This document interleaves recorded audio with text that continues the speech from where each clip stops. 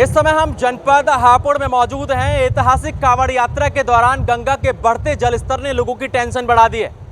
गंगा का वेग रौद्र रूप ले रहा है, तो वहीं जिला प्रशासन और तहसील प्रशासन के अधिकारी लगातार जो निचले इलाके हैं उन पर अपनी नज़र बनाए हुए हैं। बाढ़ चौकियां बना दी गई हैं और संबंधित विभाग के जो कर्मचारी हैं उनको दिशा निर्देश करते हुए जो निचले इलाके के गाँव हैं उन पर चौकसी और नज़र बढ़ाने की तैयारी चल रही है। इस समय मैं गंगा घाट पर मौजूद हूं और मेरे पीछे आप तस्वीरों में देखिए कि गंगा की तेज धार किस तरीके से आवाज कर अपने रौद्र रूप को बताने की कोशिश कर रही है।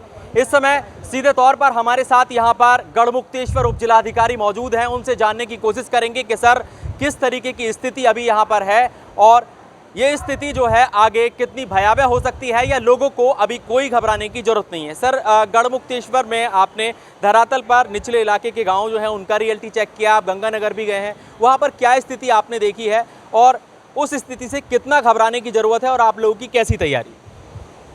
जैसा कि अभी जो गंगा का जलस्तर बढ़ रहा है तो उसके दृष्टिगत हमारे यहाँ जो खादर के जो गांव हैं 10-12 गांव हैं जिनमें जो सर्वाधिक बाढ़ से प्रभावित होते हैं, तो सभी गांवों का लगभग भ्रमण किया जा चुका है। तो अभी कोई ऐसी स्थिति नहीं है कि जो आबादी तक पानी पहुंच रहा हो।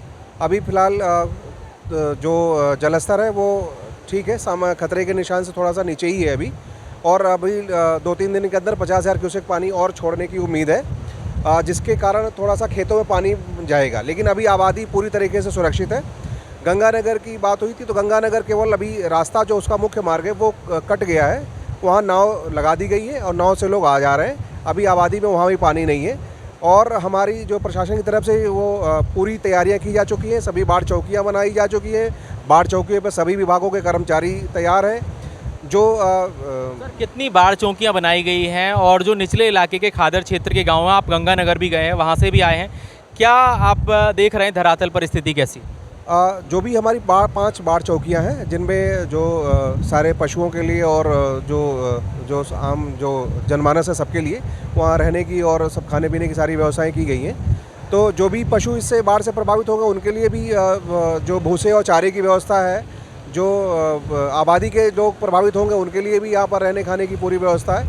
फिलहाल अभी ऐसी कोई स्थिति है नहीं और सभी मेरी अपील यही है जो बाढ़ से क्षेत्र से जो नदी किनारे लगे हुए जो गांव हैं उनके लोगों से कि आप लोग अभी पूरी तरीके से सुरक्षित हैं और कहीं भी ऐसी अगर स्थिति आती है तो हम लोग उसके लिए पूरी तरीके से तैयार हैं। इसलिए इसमें आपको कोई घबराने की ज़रूरत नहीं है। रात लगभग 9:30 बजे के आसपास एक मैसेज आया था लोगों के फ़ोन में, एक टेक्स्ट मैसेज था, नेशनल डिजास्टर अथॉरिटी की तरफ से आता है। वो मैसेज कितना गंभीरता से लेने की ज़रूरत है और इस पर क्या कहना चाहेंगे?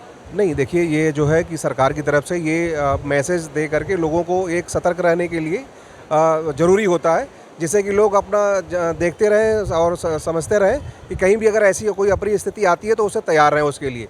तो ये मैसेज तो सरकार की तरफ से जाता रहता है, लेकिन अभी उसमें कोई घबराने की ज़रूरत नहीं है। जो खादर क्षेत्र के कुछ गांव हैं उनमें किसानों को फसलों से चारा लाने में अभी कुछ आपको लग रहा है कि कोई दिक्कत हो रही है, किस तरह का क्या? बिल्कुल है। एक आध गाँव में अभी चूँकि वो पानी भर जाने की वजह से वो लोग जा नहीं पा रहे थे, रास्ता बंद हो गया था, तो वहाँ पर मैंने अभी नाव लगवा दी है और नाव के माध्यम से वो लोग अपना चारा लेके आ रहे हैं। अभी फ़िलहाल केवल एक ही जगह है, बाकी और जगहों पे अभी ऐसी कोई व्यवस्था। और बैराज से सर कोई इस तरह का कोई अलर्ट या अपडेट जारी हुआ? अलर्ट तो अभी नहीं है। अभी लगभग 1,86,000 क्यूसेक के आसपास पानी अभी आ रहा है और अभी 50,000 क्यूसेक पानी और 1-2 दिन में आने वाला है। खतरे के निशान से अभी अगर सीधे तौर पर मैं बात करूँ तो गंगा कितनी नीचे? जी, अभी खतरे के निशान से 83 सेंटीमीटर कम है अभी और जलस्तर, लेकिन अभी हो सकता है 2 दिन में ये खतरे के निशान से पार कर सकती है। अभी जिस तरीके से सर कांवड़ यात्रा भी चल रही है, उसको लेकर भी आप सभी लोगों पर एक बड़ी जिम्मेदारी है। यहाँ पर जो कांवड़ती हैं, नगर पालिका की जो टीम है उसको किस तरीके से दिशा निर्देश दिए गए, क्योंकि बड़ी संख्या में आस्था का सैलाब यहाँ पर उमड़ने जो कांवड़ती है वो शुरू हो गए, कांवड़ती आ रहे हैं बड़ी संख्या में यहाँ पर, क्या दिशा निर्देश दिए गए हैं आप लोगों की तरफ से? बिल्कुल, जो भी है कांवड़ की जो ये यात्रा है उसके लिए जिला प्रशासन की तरफ से पर्याप्त निर्देश दिए जा चुके हैं, जिसमें हम लोगों ने भी अपनी पूरी तैयारी कर ली है, जिसमें पुलिस और प्रशासन की तरफ से यहाँ पर जो भी बैनर वगैरह लगा दिए गए हैं, जगह जगह शिविर आयोजित किए गए हैं, वह ट्रैफिक डाइवर्जन कर दिया गया है और बाकी यहाँ पर जो जल भरने आएंगे लोग तो उसमें भी यहाँ चूँकि पानी अधिक है इसलिए पुलिस की पर्याप्त व्यवस्था की गई है, जिससे कि उनको कहीं कोई अप्रिय स्थिति आपातकालीन स्थिति से निपटने के लिए कोई कुछ नंबर भी जारी किए गए हैं अधिकारियों की, कोई अगर ऐसी स्थिति होती है तो उसमें फ़ोन पे सूचित किया जाए? बिल्कुल, जिला कंट्रोल रूम है, कंट्रोल रूम से सभी को सूचित भी किया जाता रहता है और सबके नंबर जो बैनर वगैरह लगे हैं सभी जिले के अधिकारियों के, तहसील के अधिकारियों के और पुलिस के अधिकारियों सभी के नंबर उसमें प्रकाशित किए गए हैं।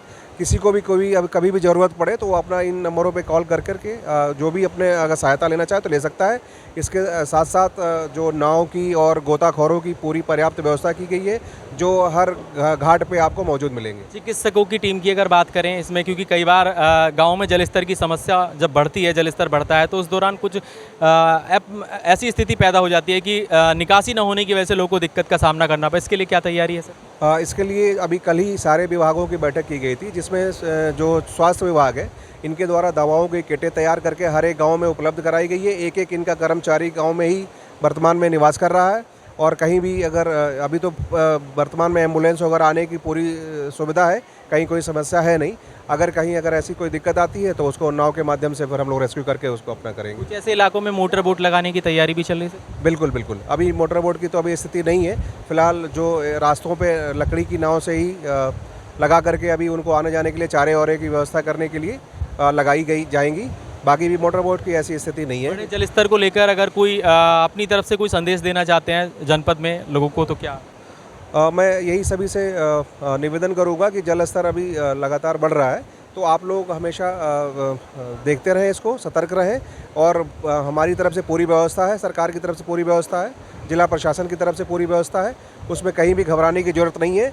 हमारे यहाँ बाढ़ चौकियाँ बनी हुई हैं जिसमें जैसे ही अगर कोई ऐसी स्थिति आती है तो आबादी के लोगों को भी सुरक्षित हम लोग वहाँ पर ले जाएंगे और अगर पशुओं के लिए भी अगर ऐसा हो तो पशुओं की व्यवस्था है, वहाँ पे चारे की व्यवस्था है, तो कहीं कोई घबराने की ज़रूरत नहीं है। तो सीधे तौर पर हमारे साथ गढ़मुक्तेश्वर उपजिलाधिकारी यहाँ पर धरातल पर गंगा के बढ़े जलस्तर का रियलिटी चेक करने के लिए पहुँचे थे। हालांकि जो स्थिति है उसको लेकर सीधे तौर पर कहा जा रहा है कि अभी स्थिति ऐसी नहीं है कि पैनिक हुआ जाए, लेकिन स्थिति को कंट्रोल करने के लिए 5 बाढ़ चौकियाँ स्थापित कर दी गई हैं और जो निचले इलाके के गाँव हैं उन पर लगातार जो है पुलिस प्रशासन और संबंधित विभाग की टीमें जो है वो पूरी तरीके से सक्रिय नजर आ रही हैं। इस समय गढ़मुक्तेश्वर का ये ब्रज घाट है और यहाँ पर श्रावण मास के चलते बड़ी संख्या में जो है वो शिव भक्त पहुंचेंगे, तो ऐसे में गंगा स्नान जो है वो बैरिकेटिंग का जो चिन्हित स्थल है वहां पर करने की अनुमति है। तो वहीं सीधे तौर पर पुलिस प्रशासन धरातल पर भी कांवड़ यात्रा को लेकर और गंगा के बढ़े जलस्तर को लेकर एक्टिव मोड पर नजर आ रहा है। हापुड़ से हापुड़ टाइम्स के लिए सोनू उपाध्याय।